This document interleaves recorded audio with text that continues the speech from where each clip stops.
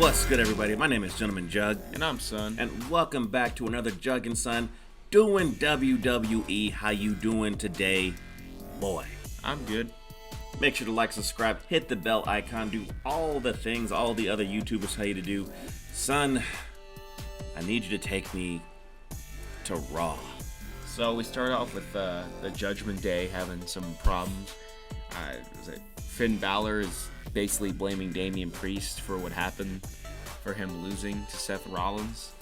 And then I guess Dominic and Rhea come out and then he just leaves. Yeah, I mean, look. Finn, you really got no dog in this fight, okay? You really don't have a dog in this fight. Damian Priest has really more of the leverage than Finn does.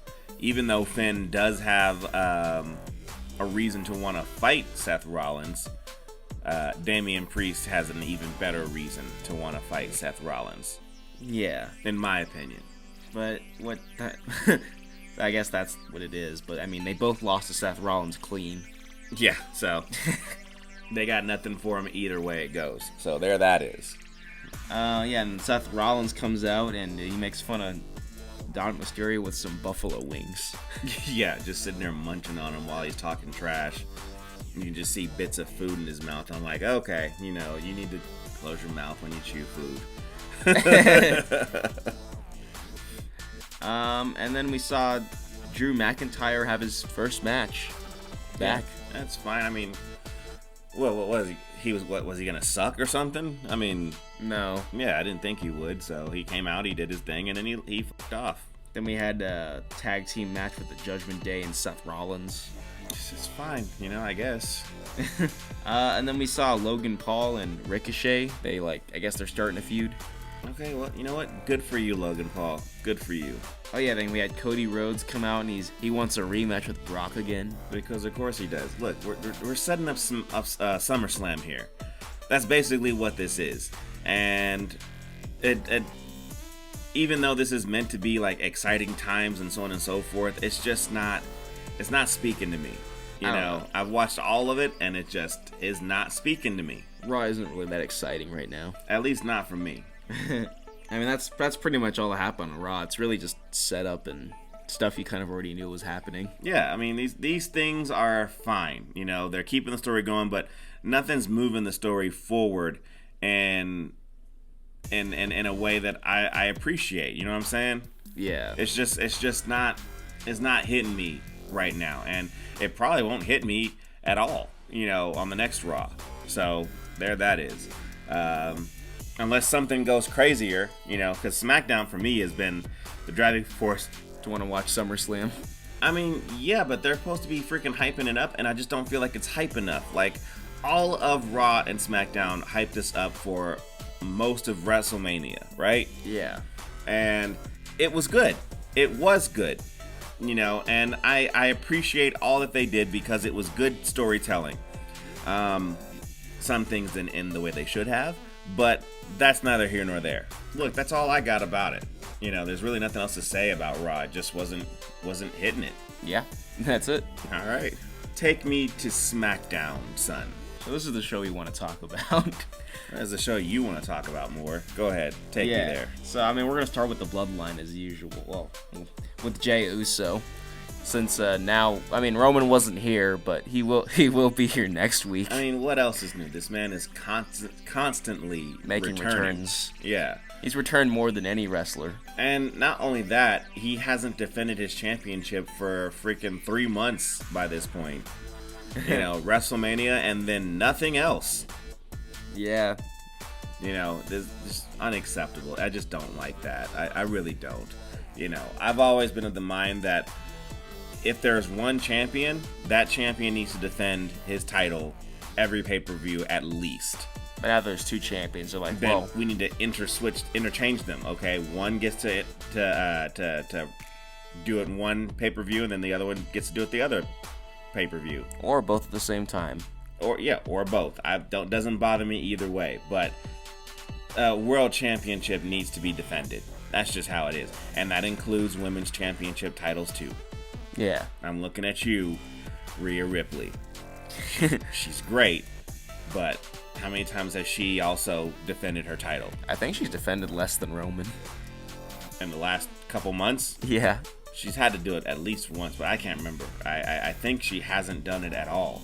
I feel like it was like against people that you already knew she was going to beat, though. Yeah, like Natalie and, the rest. Yeah, so let's see here. Then Paul Heyman and Solo come out after Jey Uso says he's going to get his revenge on Roman.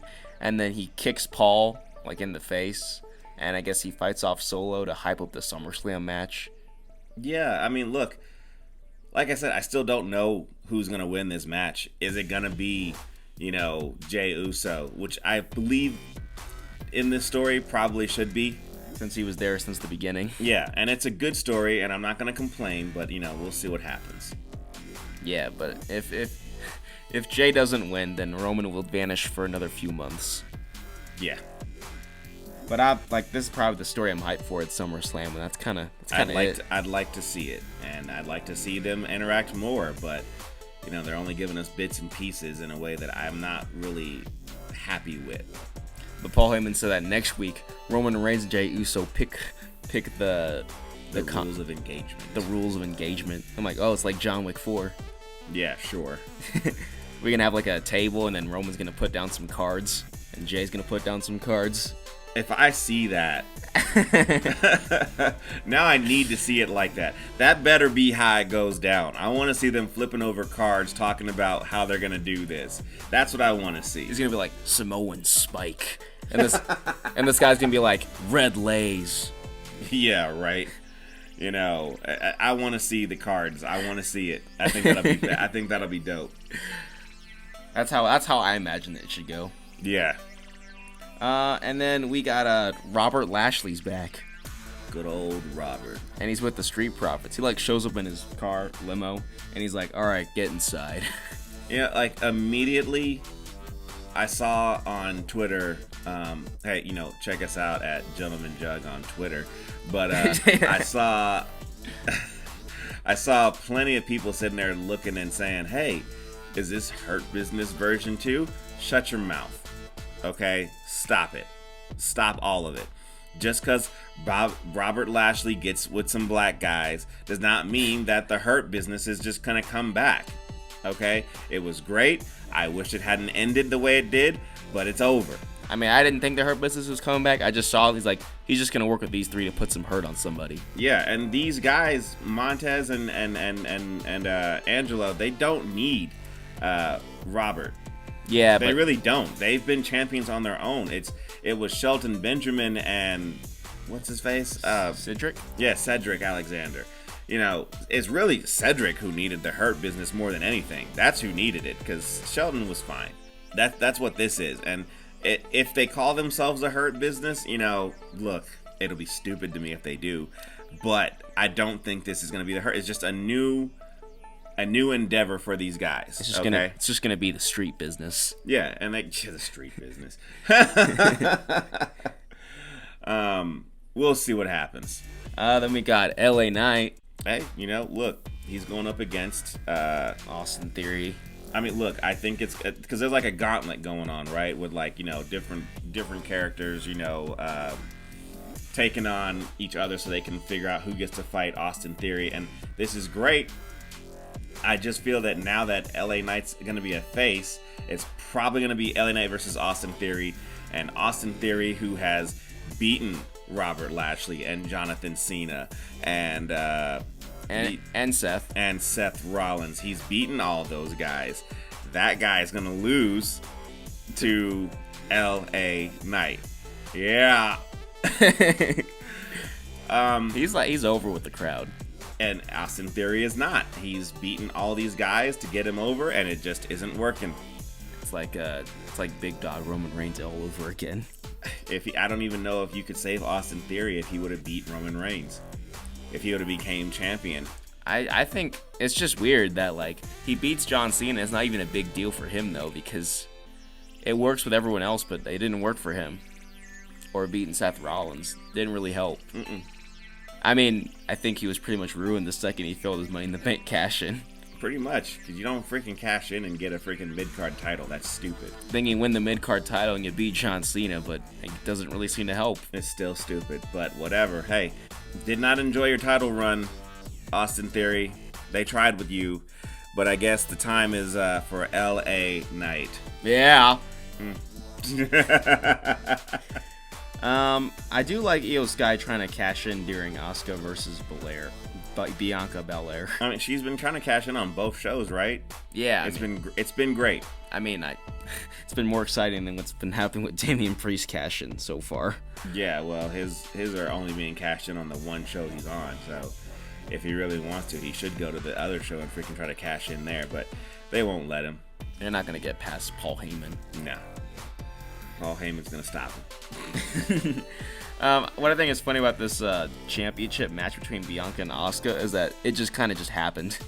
And it's like, it's happening now. Yeah, and we all know it's gonna be a triple threat at SummerSlam. I'm sure of it. I'm like 98% sure that it's gonna be a triple threat at SummerSlam. And I'm sure we'll get a cash in, failed or not. Yeah.